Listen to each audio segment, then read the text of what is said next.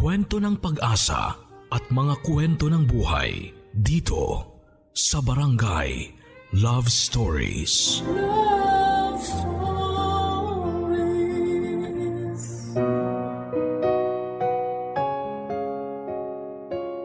Ang sabi nila, you can't be friends with your ex. Pero para sa iba, mas mabuti nang maging kaibigan ng taong dati mong minahal kesa hayaan siyang mawala at tuluyang lumayo sa buhay mo. Sign daw ito ng pagiging mature kung saan ay tanggap ninyong pareho ang katotohanan ng hindi talaga kayo ang para sa isa't isa. Ganito ang nangyari mismo sa ating kabarangay ngayong araw na itago na lang natin sa pangalang Kisses, kung saan ang ex-boyfriend niyang si Reese ay nauwi sa pagiging boy best friend niya. Saan hahantong ang pagkakaibigang ito nila Kisses at Reese? Ito ang dapat ninyong abangan sa mga kwento ng pag-ibig, buhay at pag-asa sa nangungunang Barangay Love Stories. Dear Papa Dudut, Philippians chapter 1 verse 29. Your pain has a purpose. Ito po ang isa sa mga paboritong verses ko sa Bible na pinanghahawakan ko pa rin hanggang sa ngayon. Malaki ang naitulong nito sa mga pinagdaanan ko sa buhay, lalong-lalo na sa kwentong ibabahagi ko sa inyo ngayong araw. Bago po ang lahat ay tawagin niyo na lamang po ako sa pangalang Kisses. 23 years old na po ako ngayon at taga Cavite. Sumulat po ako sa inyo dahil gusto ko pong i-share ang story namin ng best friend ko na itago na lang natin sa pangalang Reese. College po kami noon nang magkakilala kami ni Reese. Kaklase ko po siya sa kursong education. Masasabi ko pong ideal guy si Reese. Bukod po kasi sa pagiging mabait at matalino nito, ay may itsura din po siya at makisig ang kanyang pangangatawan. Bonus pa ang nagsiserve siya sa church bilang pianista. Karaniwan nagsisimula ang dalawang tao bilang magkaibigan bago sila pumasok sa isang relasyon. Pero kami po ni Reese ay nagsimula kami bilang magkasintahan bago naging matalik na magkaibigan. First year college kami noon at kasagsagan ng midterms. Nang magtapat sa akin si Reese na may gusto siya sa akin. Nang mga panahon na yon, Papa Dudut, ay may feelings na rin po akong nararamdaman para sa kanya. Kaya matapos ang 3 buwan na panliligaw ay tinanggap ko siya bilang boyfriend. Ang problema nga lang ay masyado pa kaming bata noon. Immature pa kami kung mag-isip at bawat bagay na ginagawa namin ay nauuwi sa selosan. Kaya naman short-lived lang ang naging relasyon naming dalawa.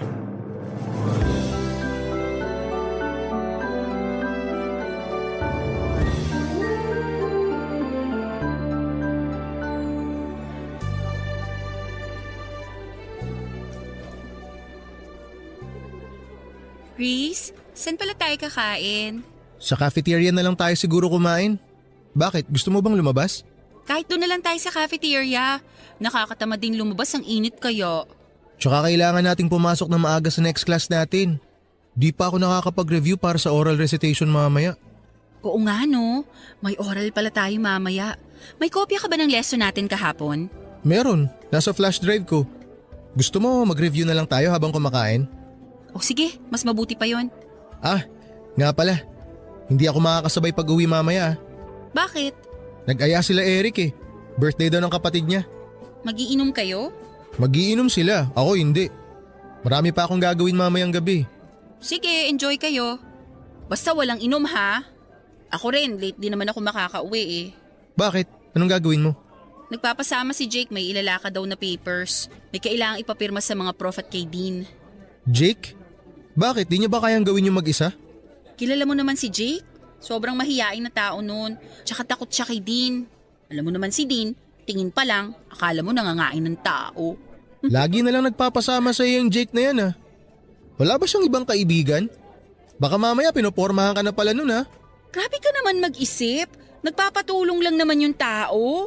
Nagpapatulong daw. Sabihin mo, may ibang motibo yan Jake na yan. OA ka ha? Alam naman niyang may boyfriend ako. Yun na nga eh. Alam niyang may boyfriend ka na tapos lapit pa siya ng lapit sa'yo. Nagsiselos ka ba? Harmless naman si Jake eh. Ikaw talaga sobrang malisyoso mo. Huwag mo na siyang samahan. Bakit naman? Nag-promise na ako sa kanya. Di sabihin mo busy ka o kaya may emergency, ganun. Di ka na naawa sa tao. Magpapapirma lang naman eh. Ang dali-daling magpapirma eh. Mabigat ba yung papel? Kailangan talaga may kasama siya? Riz, ayan ka na naman ha? Nagsisimula ka na naman. Nagsisimula ng ano? So ayaw mo? Mas gusto mong samahan si Jake? Bakit ba ayaw mo kay Jake? Ano, pagbabawalan mo na akong sumama sa mga kaibigan ko ngayon? Hindi kita pinagbabawalan. Sinasabi ko lang na ayaw kong dumikit-dikit ka dun sa Jake na yon. Kung sasama ka sa mga kaibigan mong babae, yon, walang problema sa akin yun. Alam mo, sumusobra na yung pagiging siloso mo eh.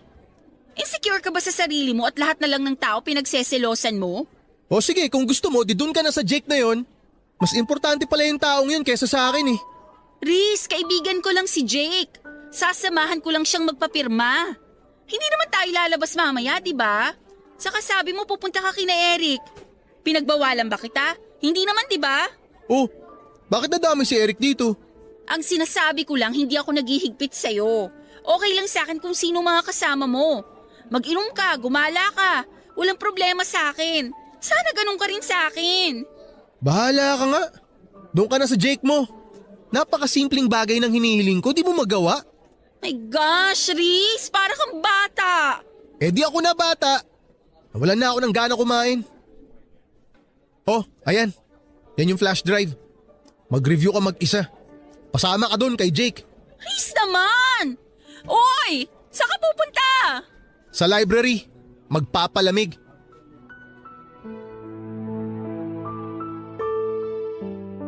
Palagi na lang kami noong away bate ni Riz, Papa Dudut. Kaya pareho naming napagdesisyonan na tapusin na lamang ang relasyon namin. Para sa kabubuti naming dalawa. Siguro ay may iba pang plano para sa amin si Lord. Kaya kami hindi nag-click ni Riz bilang magkarelasyon. Ganon man ang nangyari ay nanatili pa rin kaming magkaibigan. Dahil siguro magkaklase kami at araw-araw naman kaming nagkikita kaya nagstay kami as friends. Nagsimulang tumibay ang relasyon namin, Papa Dudut. Bago kami matapos sa first year college. Naging groupmates kami noon sa isang school project. Nung unay medyo awkward pa kami sa isa't isa dahil nga sa naging past namin pero kalaunan ay nasanay din kami sa bagong setup namin. Pagkatapos nito ay sunod-sunod ang pagsasama namin ni Riz sa iba't ibang school activities. Nagsimula kaming maging study partners kung saan ay nagtutulungan kami sa mga lesson na hirap kaming intindihin. Magaling sa mathematics si Riz, Papa Dudut. Samantalang ako, English naman ang forte ko. Mas lumalim pa ang pagkakaibigan namin dalawa noong inaya niya akong sumama sa church nila. Doon ko lang na-realize na malapit din pala si Riz sa Panginoon. Simula noon ay naging parte na ng routine namin ang magkasamang umattend ng service sa church at sumali sa mga Bible study. Paminsan-minsan ay meron din kaming Bible study sa bahay namin, bahay nila at maging sa school kasama ang iba pa naming kaibigan. Naging hobby na rin naming pareho ang magsulat ng daily devotion na pareho naming binabasa tuwing katapusan ng buwan. Madalas nga ay nagugulat ako, Papa Dudut, dahil kasama ako sa devotions niya na siya namang ipinagpapasalamat ko sa kanya at pati na rin kay Lord.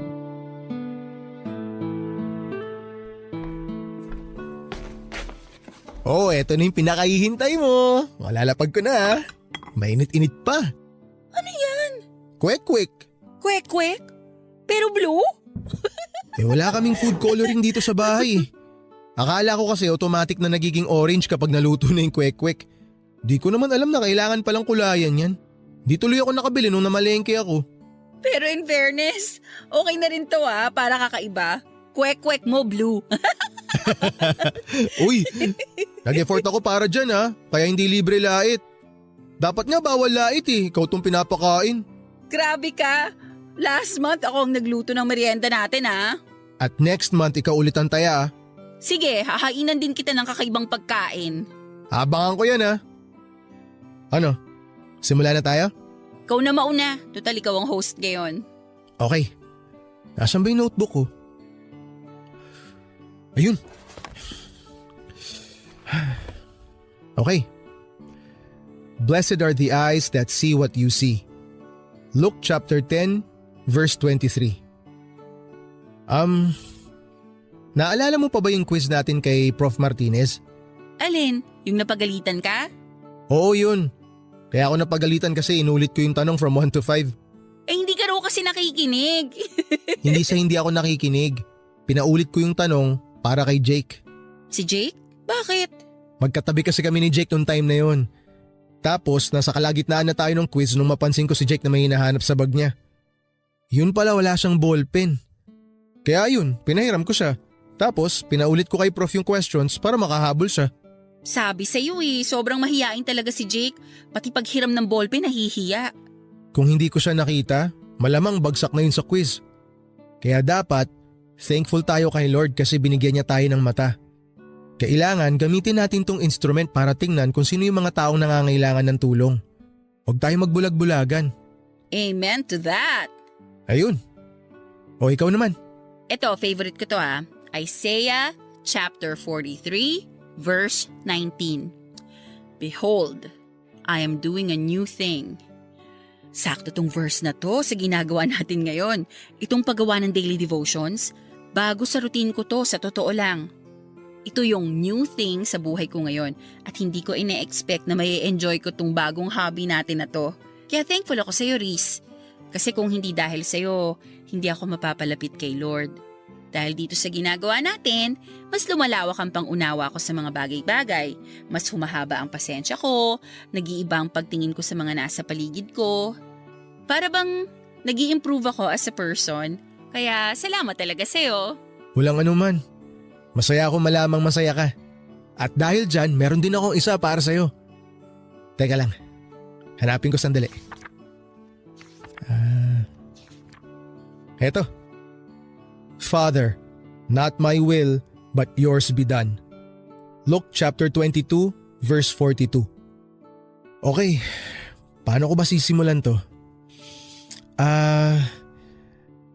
Alam mo bang chick boy ang tawag sa akin ng mga kaibigan ko nung high school kami? Talaga? Bakit? Hindi ko rin alam. Kasi ang totoo niyan, never pa ako nagka-girlfriend. Ikaw yung first girlfriend ko. Pero nung high school kasi ako, marami akong niligawan kung alam mo lang. Kaso palagi akong busted every time na naniligaw ako. Ewan ko kung anong mali sa akin. Siguro pangit lang talaga ako. Oy, hindi Basta ganun. Kaya palaging kasama sa prayers ko noon na sana magka-girlfriend na ako. Hindi nawawala yun.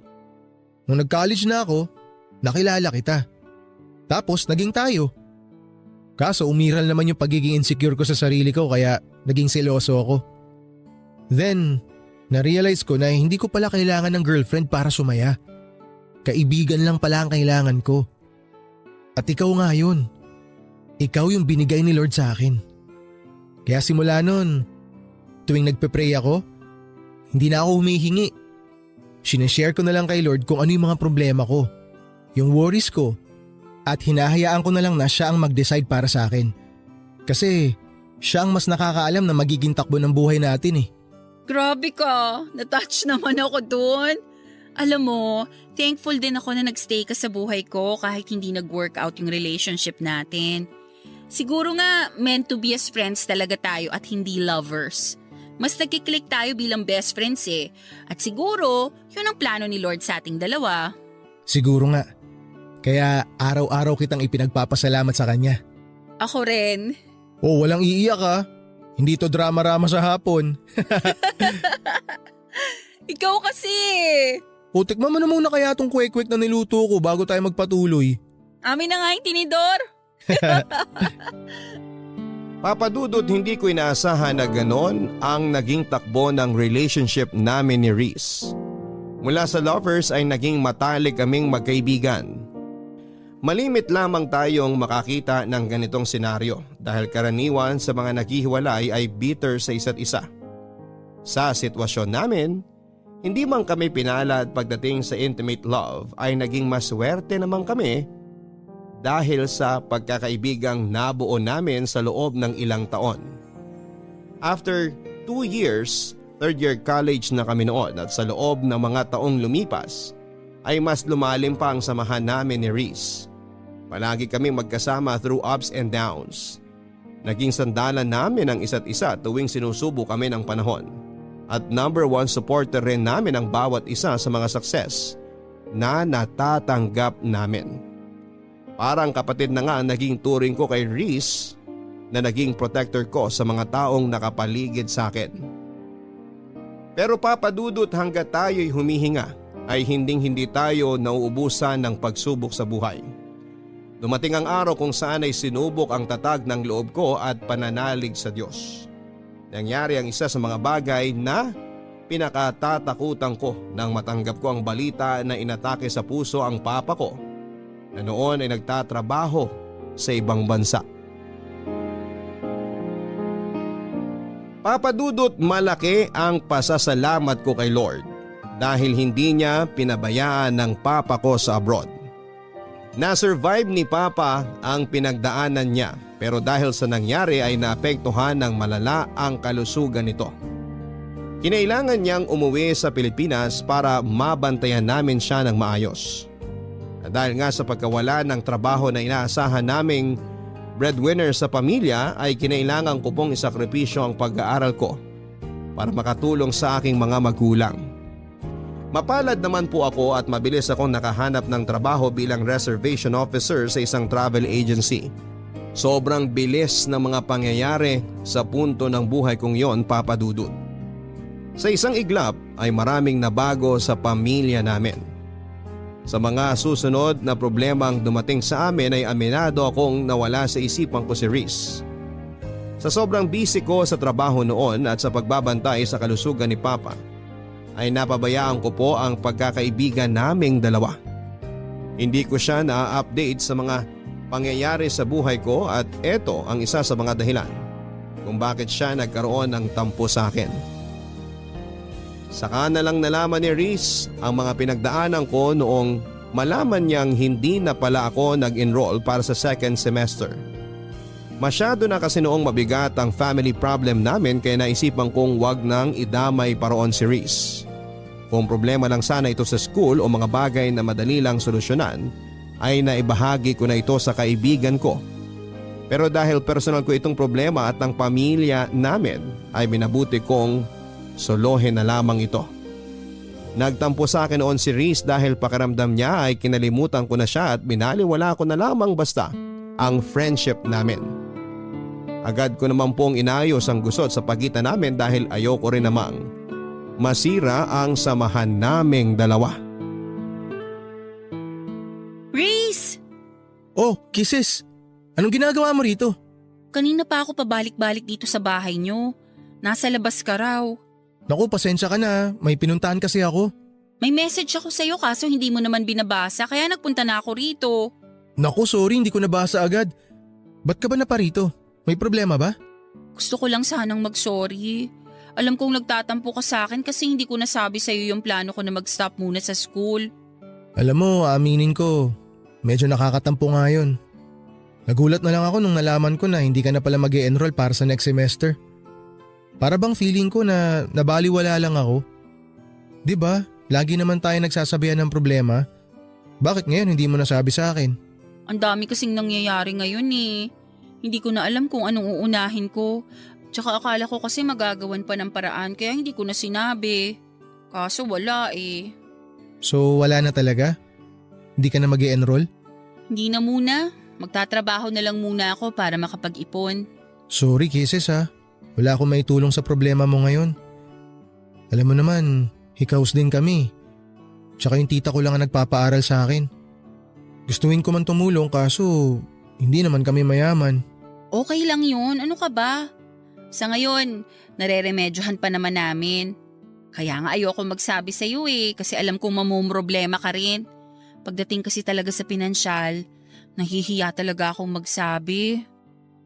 Uy, nagtatampo ka pa rin ba hanggang ngayon? Tampong kaibigan lang to, huwag kang mag-alala. Naiintindihan naman kita eh.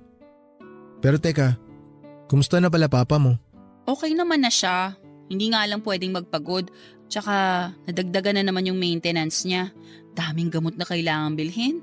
Kaya kailangan talagang kumayod. Eh ikaw, kumusta ka naman? Alam ko na lagi tayong nag-uusap sa chat at nagkikita every month para sa mga devotion natin. Pero gusto kong malaman yung totoong nararamdaman mo ngayon. Huwag kang maglihim sa akin, okay? Mas lalo ako magtatampo sa'yo. Sa totoo lang, medyo nalulungkot ako kasi nga syempre, hindi muna ako makakapasok sa school. Ibig sabihin nun, mapag-iiwanan ako. Hindi na tayo sabay makakapagtapos. Eh di ba promise natin sa isa't isa na sabay tayo magmamarcha, tapos sabay na magtitake ng board? Yun nga sana ang plano. Kaso hindi naman natin hawak ang buhay natin eh. Hindi lahat ng gusto nating mangyari natutupad. Siguro iba ang plano ni Lord sa atin kaya ganito. Pero magtiwala ka lang sa Kanya. Mas maganda ang plano ni Lord kesa sa mga plano natin sa sarili natin. Tama ka dyan. Eh kumusta ka naman sa trabaho mo? Madali lang yung trabaho. Actually, nakapag-adjust naman ako agad. At saka mababait yung mga katrabaho ko, lalo na yung boss ko.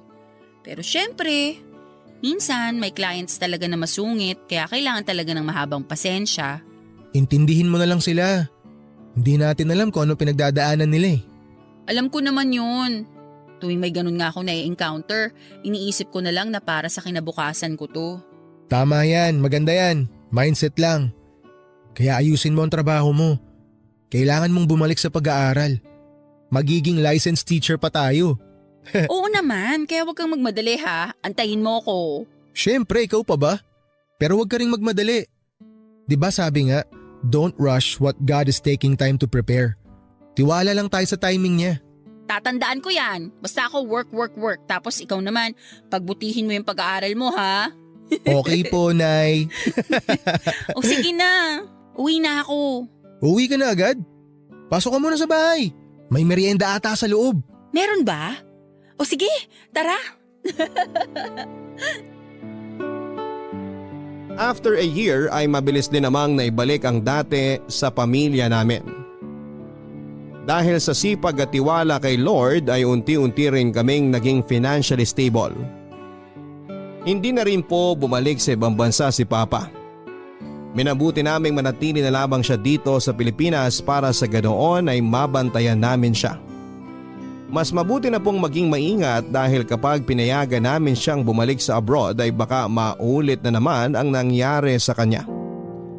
Hindi ko po kaagad iniwan ang work ko at nagpatuloy ako sa pagtatrabaho para mapaghandaan ang pagbabalik ko sa pag-aaral. Gusto ko po kasing magkaroon ng sapat na ipon para masuportahan ang sarili ko at hindi na umasa sa mga magulang ko. Sinikap ko rin pong balansehin ang oras ko sa trabaho, sa pamilya at kay Riz. Patuloy ko siyang sinuportahan sa kanyang pagpupursige na makamit ang pangarap naming maging licensed teacher. Hindi ko rin po kinalimutang umattend sa mga Bible studies kasama si Riz at ang pagpunta sa mga Sunday service para makapagpasalamat kay Lord sa patuloy na paggabay sa amin at pagbibigay ng blessings. Nang taong pong yon ay nakapagtapos ng pag-aaral si Riz at isa po ko sa mga proud sa achievement na nagawa ng aking kaibigan. Pero sa kabila nito Papa Dudut ay hindi ko maiwasang makaramdam ng inggit dahil napag-iwanan na ako ng mga kaklase ko. Pareho naming pinangarap ni Riz na makapagtapos at sabay na ipagmayabang sa mundo ang diplomang matatanggap namin. Pero dahil sa mga hindi magagandang bagay na nangyari sa buhay ko ay hindi ko na ito magagawa pa kasama ang best friend ko. Gayunpaman ay ipinakita ko kay Riz ang buong suporta ko sa kanya sa panibagong yugto ng buhay na kanyang tatahakin.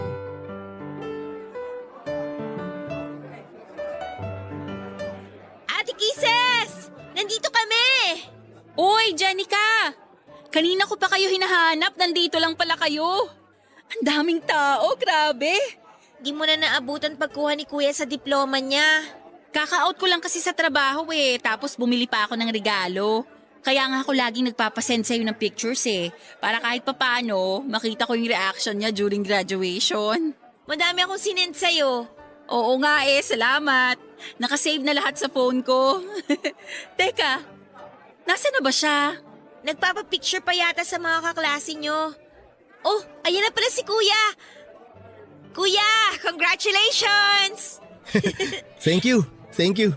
Ang pogi naman ng bagong graduate. Bagong gupit. Siyempre naman, dapat gwapo tayo sa mga picture. Talagang pinaghandaan Ito yung matagal na nating hinihintay. Oo nga, sa wakas abot kamay mo na rin ang pangarap mo. Hindi pa, may board exam pa tayo. Pero at least natapos mo na yung first step. Lisensya na lang ang kulang.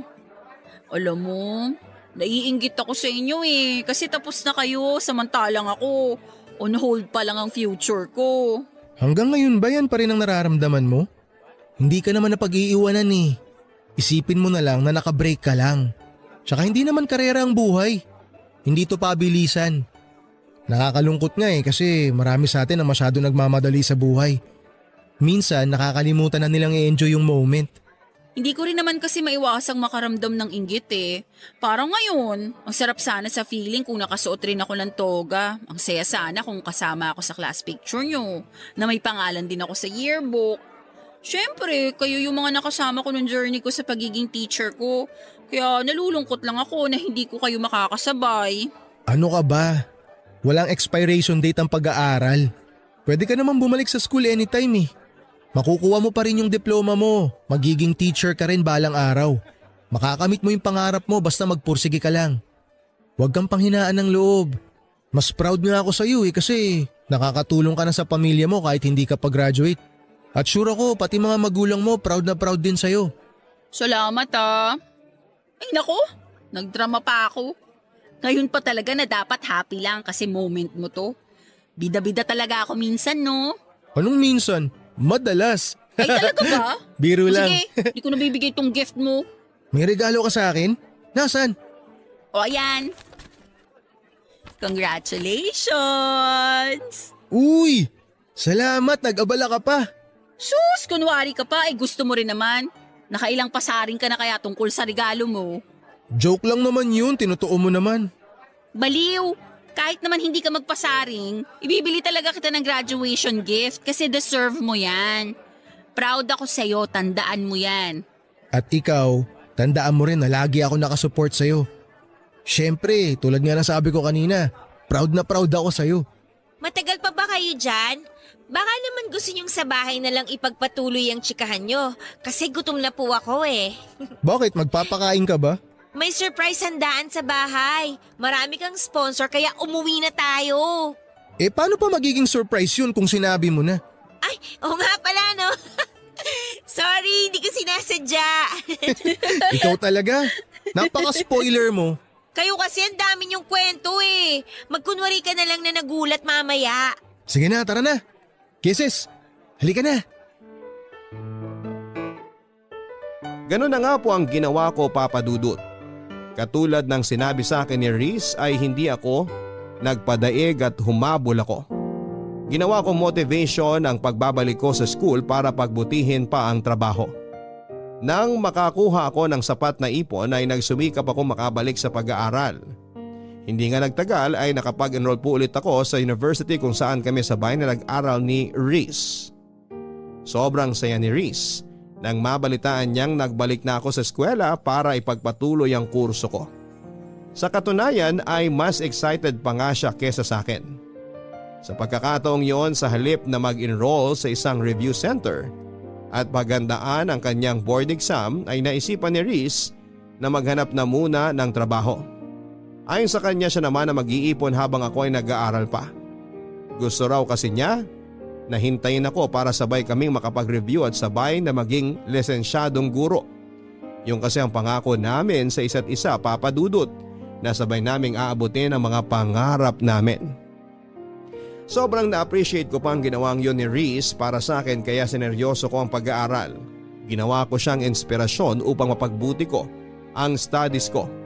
Pero ang hindi ko alam, Papa Dudut, ay may iba pa palang plano ang tadhana para sa aming dalawa.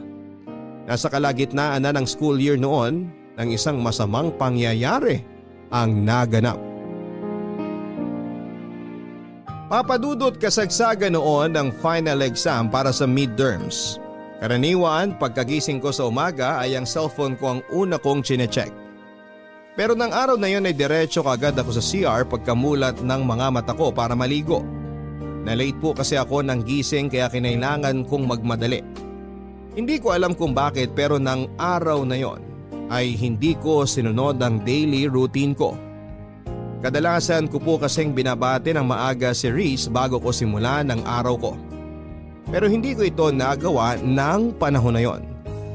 Umabol pa ako sa pagre-review habang papunta sa eskwelahan.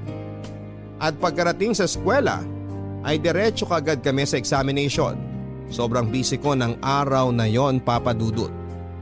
Sa katunayan nga ay tanghali na nang magkaroon ako ng oras para i-check ang cellphone ko. Saktong 1:00 noong makita ko ang sunod-sunod na missed calls sa akin ng kapatid ni Reese. Pagkabasa ko sa message ng kapatid nito ay bigla akong nanlamig at binalot ng kaba. Nang mabasa ang gusto nila akong papuntahin sa kanilang bahay as soon as possible. Tagaktak na noon ang malamig na pawis sa mukha ko habang nagmamadaling nagtungo sa bahay nila Reese. Habang nasa daan ay sinusubukan kong kontakin ang kapatid ni Reese upang makibalita kung may nangyari bang masama pero walang sumasagot sa tawag ko. Nagsimulang manginig ang mga tuhod ko nang makarating ako sa bahay nila Reese at makita ang mga itinatayong tolda sa harap ng kanilang bahay.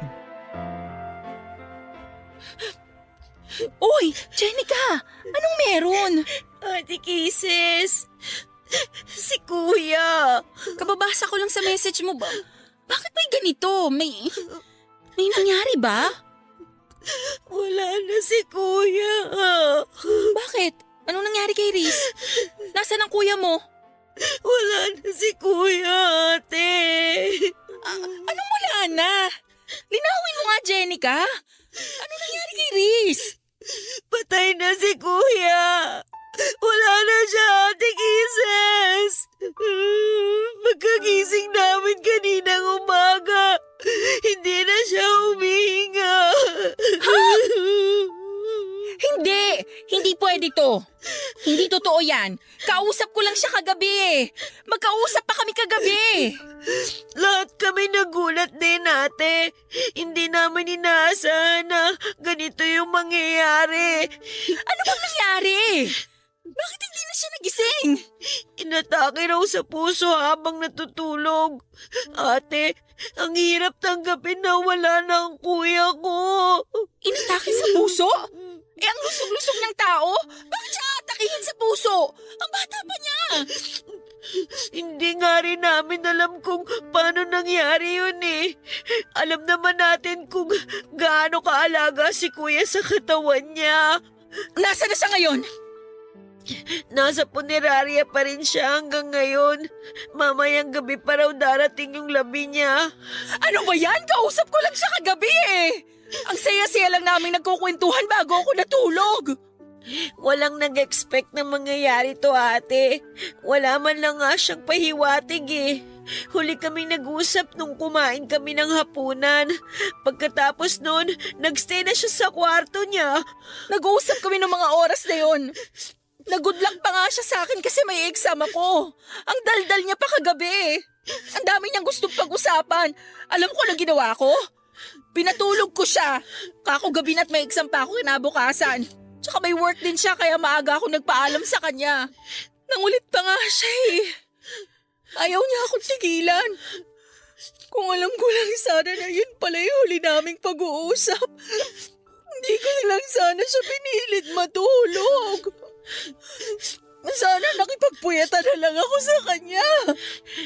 Ganyan naman tayo lagi eh. Sa sobrang kampante natin sa buhay natin, nakakalimutan nating hiram lang pala natin to. Ang dami ko rin pagsisisi. Sobra. Sabi pa nga niya, ililibre niya ako pagkatapos ng exam ko kasi alam niyang hell week ko ngayon. Yun pala, Mas malala pa to sa Hell Week ko. Nakwento rin niya sa akin yan. Sobrang busy ka raw kasi exam, kaya sobrang miss ka na niya. Alam mo ba kung ano huling message ng kuya mo sa akin? I love you. Anong sinagot mo sa kanya? Nag-I love you too ako. Mabuti na lang sinagot ko siya pabalik kasi kung hindi, habang buhay ko yung pagsisisihan. Ang daya ng kuya mo. Bakit naman siya nang iwan ng ganito? Ang dami pa naming plano eh. Nangako siya na hihintayin niya ako makapagtapos para sabay kaming mag-take ng board. Nag-promise siya na ba panoorin pa niya akong magmarcha. Magiging teacher pa siya dapat eh. Ikaw na lang ate, ang magpatuloy sa mga pangarap ni kuya. Alam kong gagabayan ka niya kahit wala na siya. Paano ko gagawin yun kung wala na yung kaisa-isang tao na nagbibigay ng inspirasyon sa akin? Porke ba wala na si kuya, titigil ka na? Tingin mo gugustuhin niya yon? Hindi ako titigil. Hindi ko alam kung paano ko haharapin ang mga susunod na araw ngayong wala na si Riz. Alam kong hindi ka niya pababayaan. Hindi ka rin pababayaan ni Lord. Si Lord? Siya na pinabayaan ng kuya mo? Bakit naman niya hinayaan na mangyari to kay Riz? May dahilan siya, ate. Huwag natin siyang sisihin sa nangyari. Eh sinong sisisihin natin? Wala. Kasi parte na ng buhay natin ang kamatayan.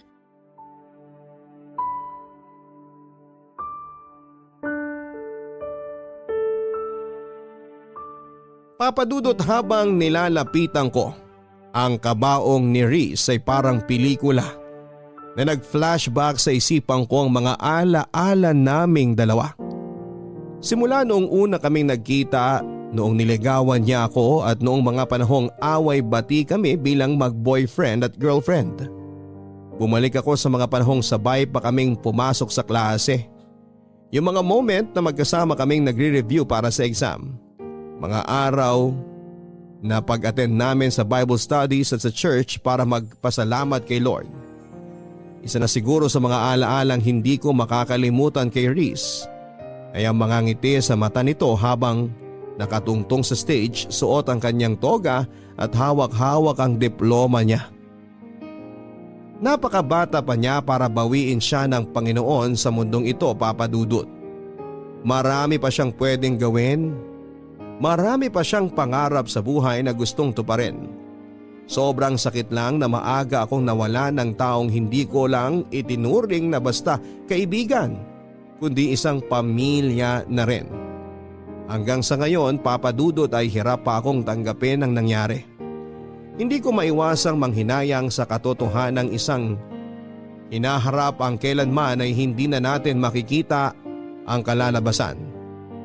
Bilang pagpapakita ng aking pagmamahal sa kaibigan ko ay iginugol ko ang buong free time ko sa bahay ni Riz.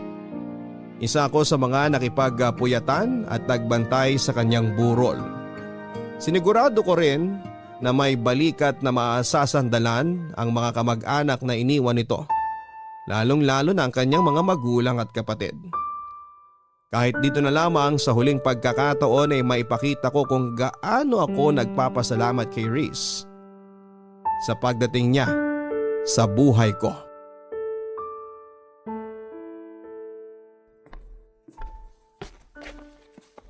Oh, Ate Kisses, gising ka na pala. Pasensya na, nakatulog ako. Hindi ko na namalayan. Okay lang. Kailangan mo ring magpahinga. Gabi-gabi ka nang nagpupuyat eh. Hindi ko maiwan-iwan ang kuya mo eh. Kahit na ito na lang yung huling pagkakataon na maipakita ko yung respeto at pagpapasalamat ko sa kanya. Ipinagtabi pala kita ng pagkain sa kusina.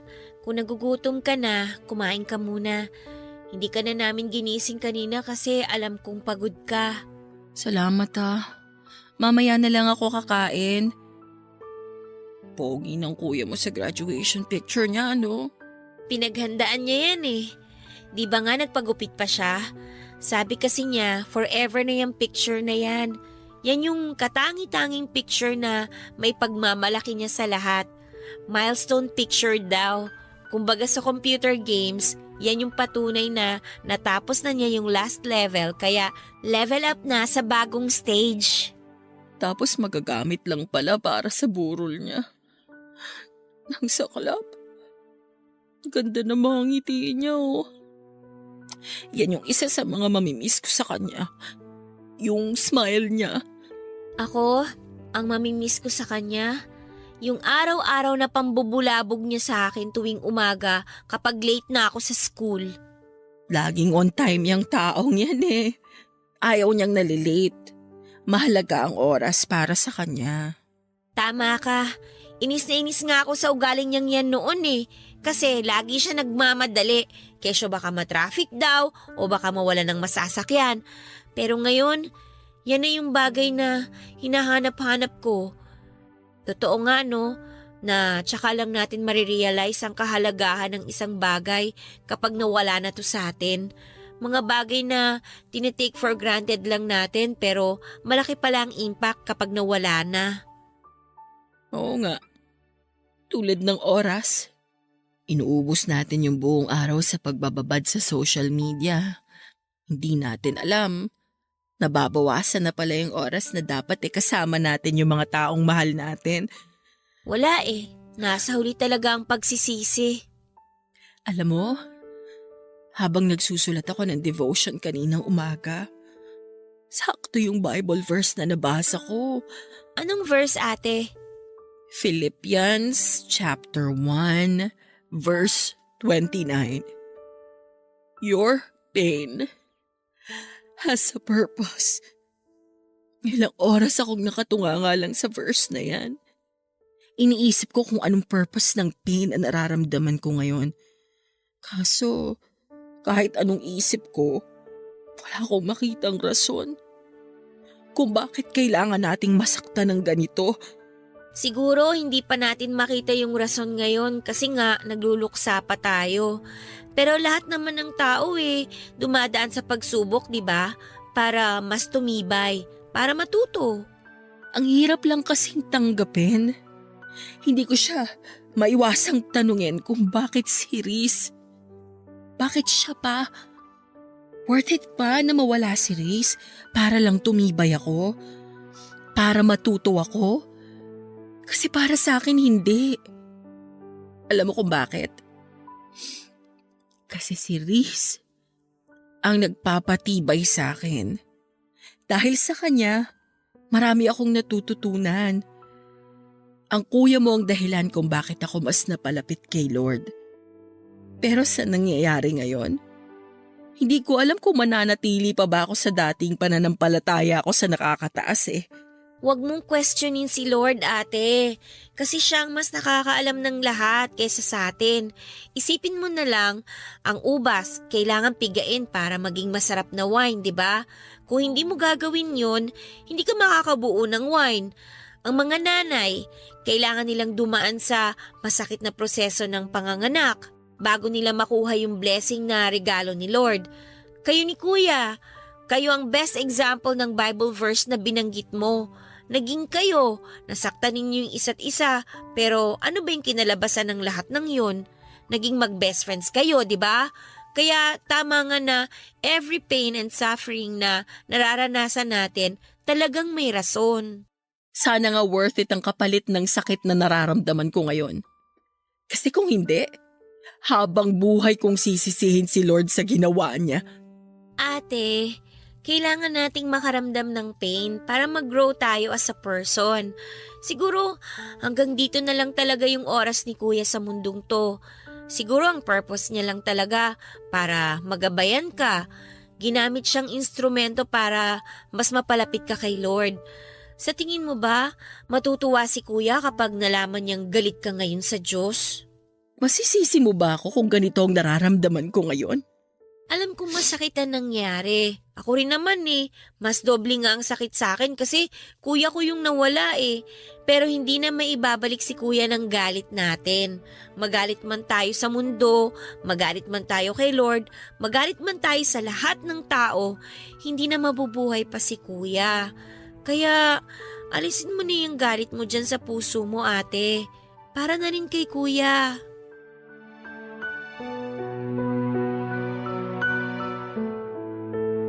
Mahigit 1 linggo rin po naming pinaglamayan ng mga labi ni Riz bago siya inilibing sa kanyang huling hantungan. Aaminin ko po sa inyo, Papa Dudut, na noong mga panahong yon ay nawalan ako ng ganang mag-aral. Hirap ako mag-focus sa klase at para bang nawala na ako ng inspirasyon para magpatuloy. Sa loob ng mahigit 1 buwan ay pinagdaanan ko ang tinatawag na 5 stages of grief and denial. Anger, bargaining, depression, and acceptance. Aaminin ko po na nagalit ako sa nangyari kay Riz. Nagalit ako kay Lord kung bakit gano'n na lamang ang naging desisyon niya. Question ko siya kung bakit dahil hindi ko po talaga maintindihan na ang isang matalino, mabait at malusog na tulad ni Riz ay bigla na lamang mawawala. Sa mga panahong yon na lugmok ako, Papa Dudut, ay lumayo ang loob ko sa Panginoon. Aminado ako na dahil sa nangyari ay nawala na ang pananampalataya ko kay Lord. Papa Dudut, sa 5 stages of grief na nabanggit, ang pinakamahirap na siguro ay ang depression stage. Akala ko noon ay unti-unti ko nang natatanggap na wala na si Riz, pero dumating talaga ang mga moments, lalo na kapag nag-iisa ako at bumabalik sa alaala ko si Riz. Doon muling bumabalik ang sakit, Papa Dudut. Mugto na noon ang mga mata ko sa gabi-gabing pag-iyak. Isa sa mga naging coping mechanism ko ay ang pag-inom ng alak. Pagkatapos ng klase ay nagiinom ako para lamang makalimutan ang nangyari. Para mabawasan ang sakit. Ito ang naging dahilan, Papa Dudut, kung bakit muntik nang masira ang pag-aaral ko. Kung nabubuhay lang sana si Riz noong mga panahong pinababayaan ko ang sarili ko, ay alam kong hindi niya magugustuhan ang nakikita niya. Paniguradong pagagalitan niya ako katulad ng lagi niyang ginagawa tuwing napapansin itong nawawalan na ako ng pag-asa. Lagi niyang sinasabi noon na kapag dumating ako sa puntong tila ba wala nang sagot ang problema ko at wala nang taong matatakbuhan ay lumapit lamang ako kay Lord. Pero sa pagkakataong yon, Papa Dudut, ay hindi po ako noon handang lumapit sa Diyos. Dahil nagtatampo pa ako sa nangyari kay Riz. Hanggang isang gabi ay dinalaw ako ni Riz sa panaginip ko. Masaya siya. Ang kislap sa mga mata nito ay katulad ng mga ngiti niya noong nag-graduate siya sa college. Kinausap niya ako sa panaginip ko, Papa Dudut, at sinabing kailangan kong magpatuloy. Kailangan kong magpakatatag. Hindi lang para sa sarili at pamilya, kung hindi para sa mga pangarap naming dalawa. Nangako siyang patuloy niya akong sosuportahan at i-guide sa bawat hakbang na gagawin kahit na wala na siya sa tabi ko. Nagising akong luhaan at mabigat ang dibdib at mabilis akong nag-usal ng panalangin at nagpasalamat na sa kahit huling pagkakataon ay muli kong nakausap si Riz. Nang araw din na yun ay nagtungo ako sa church namin at doon ay bukas palad akong sinalubong ng church pastor namin na si Pastor Domingo.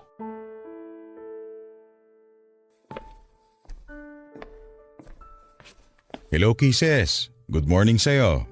Good morning po, Pastor Domingo. Masyado po ata akong napaaga ngayon. Sakto lang ang dating mo pero mamaya pang service. Maupo ka muna rito. Magkwentuhan tayo sandali. Sige po, salamat. Kumusta ka na? Ngayon na lang ulit kita nakita rito . Oo nga po Marami lang po kasi akong ginawa nitong nakaraang linggo, kaya po hindi na ako nakapunta rito. Nabalitaan ko nangyari sa kaibigan mong si Riz. Gusto kong malaman mo na nakikiramay ako sa pinagdadaanan mo ngayon, Kisses. Salamat po, Pastor. Kay bait na bata. Naalala ko pa nung una mo siyang ipakilala sa akin. Sobrang bibo. Natuwa ako nung malaman ko na active din pala siya sa simbahan nila at magaling pang gumamit ng organ. Sobrang lakas po talaga ng pananampalataya ni Reese kay Lord. Kaya hanggang ngayon, hindi ko pa rin talaga lubos maisip kung bakit gano'n na lang ang sinapit niya. Parang napaka-unfair eh. Kung sino pa yung mabait, yung taong marami sanang maiaambag sa lipunan, yung taong maraming natutulungan, sila pa yung unang binabawi sa atin. Bakit hindi kunin ng Diyos yung mga kriminal, yung mga mamamatay tao dyan? Dapat kinuha niya yung mga taong hindi takot gumawa ng kasalanan kasi sila ang dahilan kung bakit sobrang dumi ng mundo. Walang pinipili ang kamatayan, Kisses. Pero sa tanong mo kung bakit nauunang mawala mga taong mababait, ito ang sagot ko dyan. Kasi maaga silang namulat. Marami na silang kabutihang nagawa sa puntong wala na silang kailangan pang patunayan sa Diyos. Kumbaga, tapos na yung journey nila. Hindi ko po kayo maintindihan. Sabihin nating may tanim kang kamatis. Alin sa mga bunga nitong unang pipitasin mo? Siyempre yung hinog, di ba? Kasi dumating na sila sa oras na kailangan na silang pitasin. Yung mga may iwan, sila yung kailangan pa ng panahon para lumaki na maayos. Ang ibig niyo bang sabihin, kaya naiiwan ng mga masasamang tao dahil deserve nilang mabuhay ng mas matagal? Naiiwan ng mga masasamang tao kasi sila yung paulit-ulit na binibigyan ng chance ni Lord para magbago. Binibigyan sila ng oras para pagsisihan ng mga maling bagay na ginawa nila, para harapin ang bunga ng kasalanan ginawa nila. Katulad ng kamatis, kailangan pa nila ng panahon para magbago at kung kailan hinog na sila, saka na lang sila makakabalik sa paraiso ng Diyos. Kaya nga po unfair, diba? Unfair para kanino? Para sa atin o para kay Reese? Para kay Reese. Kasi marami pa siyang pangarap na hindi niya mararanasan kasi maaga siyang binawian ng buhay. Sa tingin mo, mas maganda bang manatili dito sa lupa si Reese kaysa sa paraiso ng Panginoon? Hindi ko po alam. Huwag ka malungkot dahil wala na si Reese. Ituring mo siya na mapalad dahil nasa langit na siya kasama ang Panginoon. Hindi niya na kailangan pa mag-suffer sa mundong ito na puno ng kasalanan.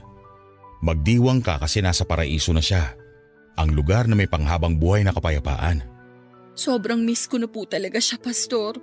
Gamitin mo ang mga alaala niya para magpatuloy. Mahirap ang mawala ng mahal sa buhay. Pero once na tinanggap mo na ang katotohanan ng nasa masayang lugar ng kaibigan mo, sigurado akong hindi na sakit ang magiging dulot ng mga alaala niya, kundi saya at pasasalamat na kahit sa maikling pagkakataon ay nagkakilala kayong dalawa. Lagi ko po yung tatandaan. Marami pong salamat, Pastor. Walang anuman. Gusto mo bang maging Bible reader sa susunod na linggo? Sige po. Pwede po ba? Oo naman, pwede. O siya, maiwan na kita rito ha. Kailangan ko pa mag-prepare para sa service natin. Maraming salamat po ulit, Pastor. Huwag mong hayaang sirain ang nararamdaman mo ang pananampalataya mo sa Diyos. Malalampasan mo rin lahat to. Magtiwala ka sa Kanya. Papadudot, muli akong nabigyan ng pag-asa nang makausap ko si Pastor. Tama ang mga sinabi niya at alam kong yun din ang bagay na sasabihin sa akin ni Reese kung nabubuhay pa siya, Papadudot. Unti-unti nga ay nakatungtong din ako sa acceptance stage. Sa mga sumunod na buwan ay tinanggap din ng sistema ko na wala na talaga si Reese. Mahirap pero kinailangan kong magpatuloy at ginamit kong motivation ang mga pangarap naming dalawa ni Reese. Kasabay nito ay ang muling pagbabalik ng tiwala ko kay Lord. Humingi rin ako ng tawad sa kanya dahil question ko siya. Isang bagay na naging defense mechanism ng mga taong nasasadlak sa buhay. Mag-isa man ay pinagpatuloy ko ang pag-aaral ko, Papadudot. Pinilit kong magpatuloy sa buhay para kay Reese. Alam kong matutuwa siya kapag dumating na ang araw na suot ko na ang aking toga at nagmamarcha sa sarili kong graduation day. Hindi nga nagtagal ay dumating na nga po ang araw na pinakahihintay ko. Natapos ko ang kurso ko at lahat ng paghihirap at sakripisyong ginawa ko ay inalay ko lahat kay Reese. Habang inaabot ko ang aking diploma sa stage ay hindi ko po maiwasang malula habang ini-imagine ko na isa si Reese sa mga daang taong nanonood sa crowd. Pumapalakpak at humihiyaw para sa tagumpay na nakamit ko. Pagkatapos ng graduation ay nagkaroon ng kaunting salo-salo sa bahay para i-celebrate ang pagtatapos ko ng pag-aaral. Inimbita ko ang kapatid ni Reese pati ang mga kaibigang naging parte ng college years namin at doon ay sinariwa namin ang mga naiwang ala-ala ni Reese. Guys, kain lang kayo ha. Bawal ang mahiyain dito. Ate Kisses! O Jenica, kanina pa kita hinihintay. Kala ko di ka na darating eh. Dumaan pa kasi ako sa puntod ni Kuya eh. Ako na nagbalita sa kanya na graduate ka na. Talaga ba? Plano ko ring bisitahin siya bukas eh. Halika, kumain ka muna. Ito pala yung gift ko sa'yo, ate. Congratulations! Naku, thank you. Tapos, ito naman, galing kay Kuya. Ha? Habang naglilinis kasi ako ng kwarto niya, nakita ko tong notebook sa desk niya. Dito niya sinusulat yung daily devotions niya. Alam ko na once a month, binabasa niyo sa isa't isa yung mga devotion ninyo. Kaya gusto kong ibigay sa'yo to. Gusto kong mabasa mo yung mga huling devotion niya. Hindi naman siguro magagalit si Kuya na pinakialaman ko yung gamit niya, di ba? Tsaka, alam ko naman na gusto rin niya na mabasa mo yung mga final devotion niya. Salamat, Jenica ha. Ito na siguro yung pinakamagandang gift na na-receive ko ngayong araw. Kumusta ka naman na, ate? Eto, nagpapatuloy pa rin sa buhay. Tatapusin ko tong pangarap namin ni Reese. Promise ko yan eh. Malapit na! Ilang kembot na lang! Oo nga. Pero mahaba-haba pa to. Kailangan ko pang mag-review para sa board. At kailangan ko pang pumasa para makakuha ng lisensya. Kayang-kaya mo yan, ikaw pa! Oo naman, kakayanin ko to. Pero alam mo, aaminin ko sa'yo. Sobrang miss ko na si Reese. Araw-araw kong pinagpipray na sana dalawin ulit niya ako kahit sa panaginip lang. Sobrang thankful nga ako sa'yo, ate eh. Kasi nandyan ka na nagmahal kay Kuya nung nabubuhay pa siya. At least dahil sa'yo, naging masaya ang buhay niya. Sabi nga nung nabasa kong quote sa Facebook, kapag naging kaibigan mo raw ang ex mo, ibig sabihin nun, hindi tumigil yung pagmamahal mo sa kanya. At totoo naman yun kasi nakita ko kung gaano nyo kamahal ang isa't isa. Wala naman sa label yan eh. Best friends man yan o jowa, ang pinakamahalaga pa rin, at the end of the day, mahal nyo yung isa't isa. Yun ang ginawa namin ni Reese. Kaya mas lalong lumalim yung relationship namin. Natumbok mo, ate! So, ano na palang plano mo after graduation? Mag-work ka ba or magpe-prepare ka na kagad para sa exam? Mag-e-enroll na agad ako sa review center. Gusto ko makakuha ako agad ng license para makapag-start na akong magturo. Abot kamay ko na tong pangarap namin ni Reese eh. Kaya ayoko nang patagalin pa. Ngayon pa lang, i-congratulate na kita, ate. Good luck sa'yo, ha? Palagi kitang isasama sa prayers ko. Salamat. O sige na, kumain ka na dyan. Magpakabusog ka ha, huwag kang mahiya. Nagluto talaga si mama ng maraming handa para sa araw na to. Maiwan na muna kita dyan ha. Nag-prepare kasi ako ng message eh. Gusto ko magpasalamat bago umalis yung ibang bisita. Sige lang, ate, wag mo na ako alalahanin dito. Good afternoon po sa inyong lahat. Habang kumakain kayo, gusto ko lang magpasalamat sa mga taong naging parte ng journey ko na to. Siyempre, una sa lahat, kay Lord, dahil hindi niya ako binitawan at patuloy niya akong ginabayan sa pag-aaral. Second, sa family ko, especially kina mama at papa na walang sawang sumuporta sa akin at nagpagod para lang makapag-aral ako. Sa mga kaibigan at kaklase ko na nagpakopya sa akin, joke lang po. At kay Reese, na naging inspirasyon ko. Kung nasan ka man ngayon, alam kong nakikinig ka. Congratulations! Congratulations sa ating dalawa. Gusto kong malaman mo na araw-araw kitang namimiss. At kahit na Nasa langit ka na. Alam kong nag-cheer ka pa rin para sa akin. Lagi kang magiging isa sa mga rason ng lahat ng tagumpay na matatamasa ko. Kahit na magkaroon na ako ng sariling pamilya, lagi akong maglalaan ng puwang sa puso ko para sa'yo. Thank you, Reese. Until we meet again. I love you sa pinaka-the best na best friend sa buhay ko.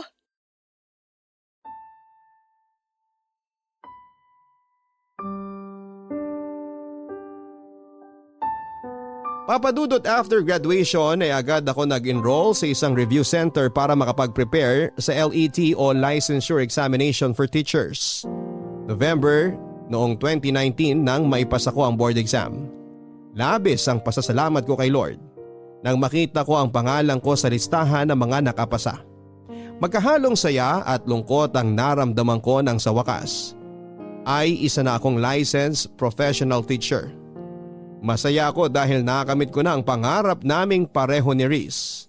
Pero may kaunting lungkot din na nararamdaman dahil mag-isa na lamang akong nakaabot nito. Noong nahinto ako sa pag-aaral ay si Reese ang nagpatuloy sa pangarap naming makapagtapos. Ngayon naman ay turn ko na para ipagpatuloy naman ang nasimula namin ni Reese. Ito ay ang makapagturo ng hindi lang impormasyon sa mga kabataan kundi magsilbing role model na rin at magtanim ng magagandang asal para sa mga susunod na henerasyon. Hanggang dito na lamang po ang aking kwento, Papa Dudut, at sana ay gawin din itong inspirasyon ng inyong mga listeners lalo na sa mga mag-aaral ngayon. Maraming pagsubok at balakid na ibabato si Lord sa ating buhay pero hindi niya ito ibibigay dahil gusto niya tayong pahirapan. Kung hindi ginawa niya ito para patibayan tayo sa pagharap ng panibagong yugto ng ating buhay. Ang inyong forever kapuso at kabarangay, Kisses. Totoo nga na hindi tayo bibigyan ng Panginoon ng mga pagsubok na hindi natin kayang lampasan. Si Kisses ang nagpatunay niyan ngayong araw. Nawalan man siya ng kaibigan pero nagpatuloy pa rin siya sa buhay hanggang sa maabot niya ang kanyang pangarap. Minsan mga kabarangay ay kailangan nating makaranas ng masasamang bagay sa buhay natin dahil ang mga bagay na ito mismo ang magbibigay sa atin ng kalinawan tungo sa tamang direksyon na dapat nating tahakin. Lagi nating tatandaan na tuwing tayo'y nalulugmok sa problema, lagi nandyan ang Diyos na handang gumabay sa atin. Hanggang sa muli, ako po si Papa Dudut sa mga kwento ng pag-ibig, buhay at pag-asa sa Barangay Love Stories number 1. Mga kwento ng pag-ibig, kwento ng pag-asa at mga kwento ng buhay dito sa Barangay Love Stories. Love Stories. Forever. Nagustuhan ng iyong napakinggan? Ituloy yan via live stream sa www.gmanetwork.com/radio.